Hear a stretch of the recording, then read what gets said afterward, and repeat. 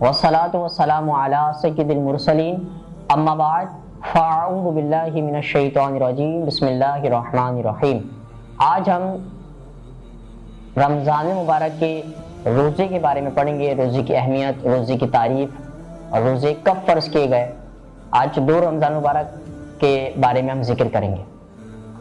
اللہ کریم قرآن مجید فرقان حمید میں ارشاد فرماتا ہے، یا ایھا الذین آمنوا کتب علیکم الصیام کما کتب علی الذین من قبلکم لعلکم تتقون۔ سورہ بقرہ۔ اے ایمان والو، تم پر روزے فرض کیے گئے جیسے کہ فرض کیے گئے تم سے پہلوں کی امتوں پر، تاکہ تم پرہیزگاری اختیار کرو۔ اس آیت کریمہ میں اللہ تبارک و تعالی نے روزوں کی فرضیت کا ذکر فرمایا۔ رمضان المبارک کے روزے سن 2 ہجری کو مدینہ طیبہ میں فرض ہوئے۔ اللہ تعالیٰ نے ایمانداروں کو خطاب فرمایا اس لیے کہ وہ روزہ صرف ایمانداروں کے لیے ہے اور ایمانداروں کے لیے ہی نفع بخش ہے۔ اگر غیر مسلم روزہ رکھ بھی لے تو اسے کوئی فائدہ نہیں۔ اور پھر مسلمانوں کی تسلی کے لیے ارشاد فرمایا کہ روزے صرف تم پر ہی نہیں بلکہ پہلی امتوں پر بھی ہم نے فرض کیے۔ سیدنا آدم علیہ السلام کی امت پر ہر ماہ کو 13ویں اور 14ویں 15ویں تاریخ کے روزے فرض تھے۔ سیدنا موسیٰ علیہ السلام کی امت پر ہر ہفتے میں 1 دن کا روزہ فرض تھا۔ یوم عاشورہ کا روزہ بھی فرض تھا۔ حضرت عیسیٰ علیہ نبینا علیہ السلام کی امت پر اسی ماہ رمضان کے روزے فرض تھے، مگر جب گرم موسم میں رمضان آئے تو 30 کے بجائے 50 روزے رکھتے تھے۔ حضرت علی رضی اللہ تعالی عنہ فرماتے ہیں کہ روزہ اصلی اور قدیمی عبادت ہے، کوئی بھی اس کی فرضیت سے خالی نہیں۔ حضرت آدم علیہ السلام سے لے کر آج تک روزہ فرض رہا، لہذا یہ گمان نہ کرو کہ مشقت صرف تم پر کی گئی ہے۔ تفسیر عزیزی میں یہ بات موجود ہے۔ تو معلوم ہوا کہ اللہ تبارک و تعالی نے سابق انبیاء کرام علیہ السلام کی امتوں پر بھی روزے فرض فرمائے۔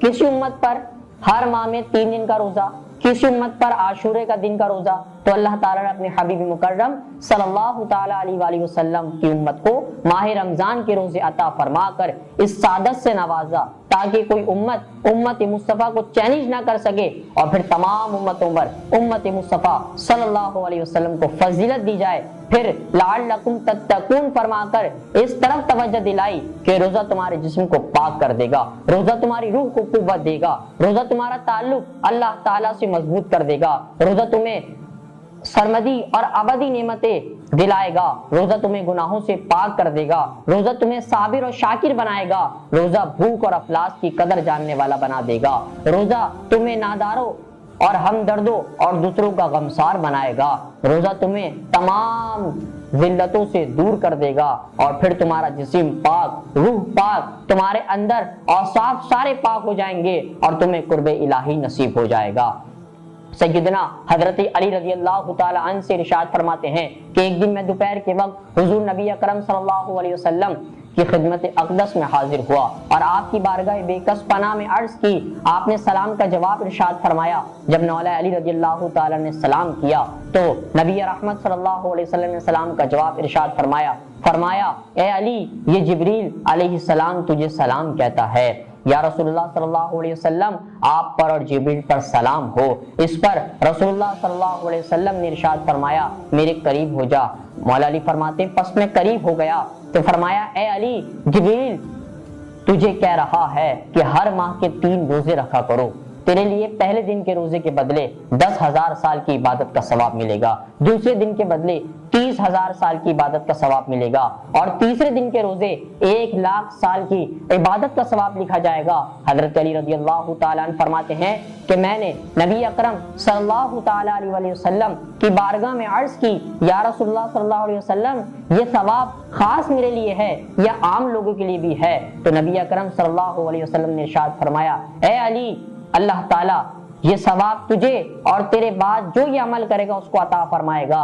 حضرت علی رضی اللہ تعالیٰ عنہ فرماتے ہیں اب میں نے عرض کی یا رسول اللہ صلی اللہ علیہ وسلم وہ کون سے دن ہیں؟ تو آپ علیہ الصلوۃ والسلام نے ارشاد فرمایا ایام العبید، یعنی 13، 14 اور 15 تاریخ والے دن کے۔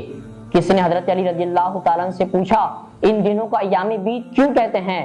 تو آپ رضی اللہ تعالیٰ نے فرمایا جب اللہ تعالیٰ نے حضرت آدم علیہ السلام کو زمین پر بھیجا تو دھوپ کی وجہ سے آپ کے جسم مبارک کا رنگ سیاہ ہو گیا تھا، تو آپ کی بارگاہ میں جبریل امین علیہ الصلوۃ والسلام حاضر خدمت ہوئے اور عرض کی کیا آپ چاہتے ہیں کہ آپ کا رنگ سفید ہو جائے؟ آپ نے فرمایا ہاں۔ تو جبریل امین علیہ السلام نے عرض کیا تو آپ ہر مہینے کی 13، 14 اور 15 تاریخ کے روزہ رکھا کریں۔ سیدنا آدم علیہ السلام نے جب پہلے دن کا روزہ رکھا تو آپ کے جسم کا کچھ حصہ سفیدی کی طرف مائل ہو گیا۔ جب آپ نے دوسرے دن کا روزہ رکھا تو آپ کے جسم کا آدھا حصہ سفیدی کی طرف مائل ہو گیا، اور جب آپ نے 3 دن کے روزے رکھے تو آپ کا پورا جسم سفیدی کی طرف مائل ہو گیا۔ اس لیے ان دنوں کو ایام بیض کہا جاتا ہے۔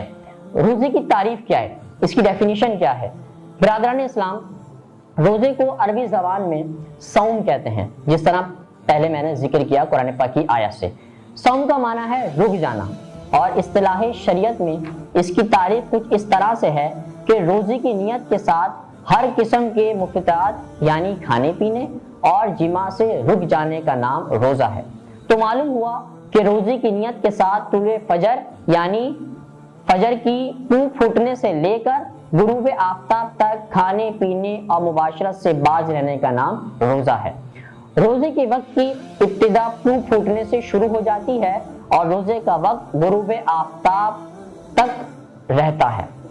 روزے میں کھانا پینا منع ہے، روزے میں پینا منع ہے، اور روزے کی حالت میں ہم بسری کرنا علماء نے منع فرمایا ہے۔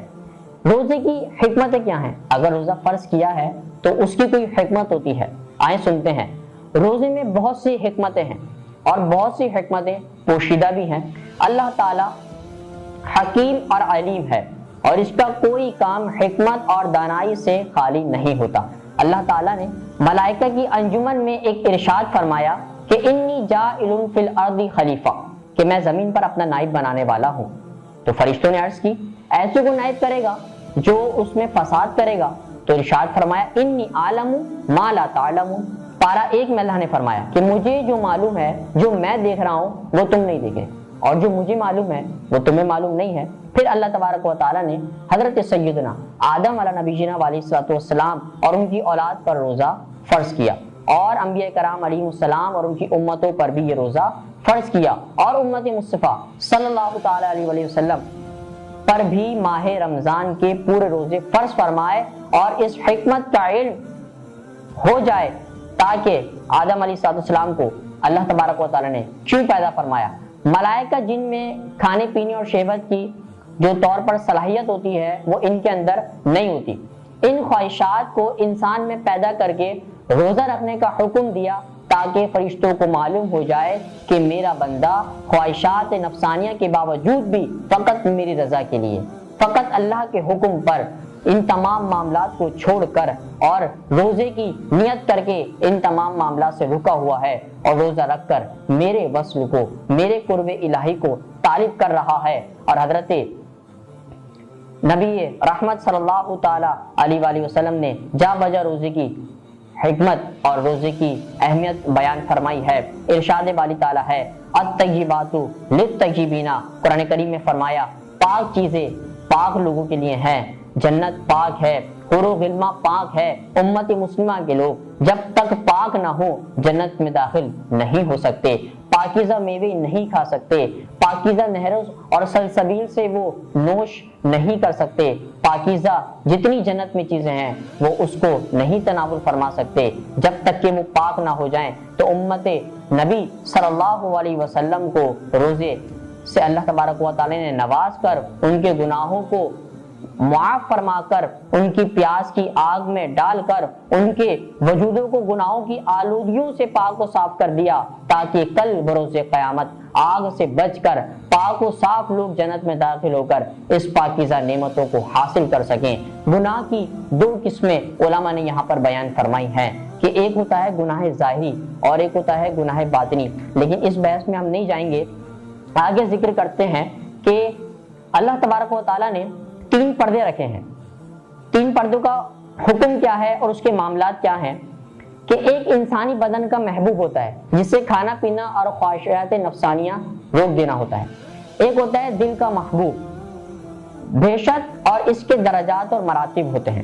تیسرا ہوتا ہے جان کا محبوب، یعنی قرب الہی ہے، مگر جسمانی خواہشات سے دل اور جان پر غلبہ پایا ہوا ہے، یہاں تک کہ دل و جان اس کے تابع ہو چکے ہیں۔ اللہ تبارک و تعالیٰ نے 1 ماہ کے روزے عطا فرمائے تاکہ میرا بندہ روزے کے ذریعے ان پردوں سے نکل کر میرے قریب آ جائے اور میرا جو قرب ہے وہ حاصل کر لے۔ دعا ہے کہ اللہ تبارک و تعالیٰ ہمیں ان تمام باتوں کو اور روزے کو صحیح طرح سے رکھ کر اللہ کا قرب حاصل کرنے کی توفیق عطا فرمائے۔ وما علینا الا البلاغ المبین۔